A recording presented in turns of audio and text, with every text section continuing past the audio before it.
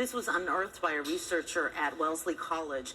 What she found is that in the 1940s, doctors at the U.S. Public Health Service, a part of the U.S. government, were interested in studying syphilis and penicillin. They had penicillin, they weren't quite sure how well it worked. It was in the early days of penicillin. So they went to Guatemala and they found some prostitutes with syphilis, and they arranged for the prostitutes to have sex with prisoners in jail and also with patients who were in a mental hospital, to infect those patients and then give them penicillin to see if it worked. Now, sometimes the patients didn't get sick, so what they did was and this is really horrible, they took their arms and their penises and would abrade them, would sort of rough them up and pour the bacteria onto that skin.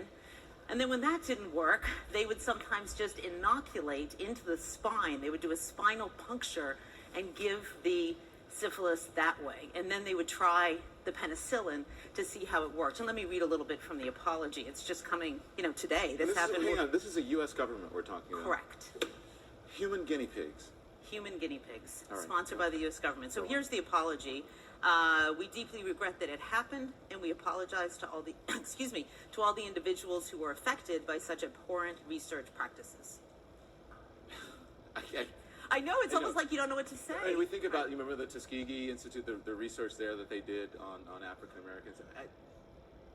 Before we get to that, we'll get to that part of it. Why did it take 60 years to come to light? You know what? Apparently nobody knew about this. This researcher at Wellesley College was looking into the experiments done in Tuskegee and found that this one doctor named John Cutler, that before he did Tuskegee, he went to Guatemala. So she found these documents and she brought them to light. As a matter of fact, we called the Guatemalan embassy this morning to get a response, and they didn't really even have anything to say. They said this was new to them. They had just heard about it. And we mentioned the Tuskegee experiment. Is there any relationship? Yeah, there is a relationship because it was the same doctor, but there is a difference, which I think is important to point out.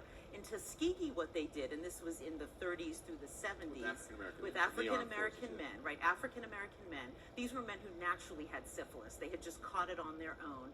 But the government had a medicine for the syphilis. They had penicillin, and they didn't use it. They chose not to use it so they could study the natural course of the disease. So it's, both are horrible. I don't want to compare one to the other. Both are horrible, but they are different.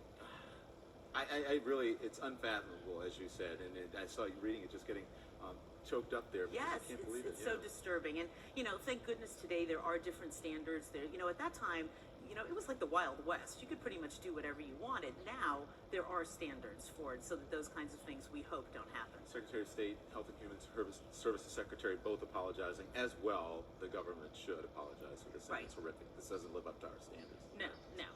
And thank God, hopefully this does not happen now. There are standards in place. You would never get away with doing this now. Oh, sure.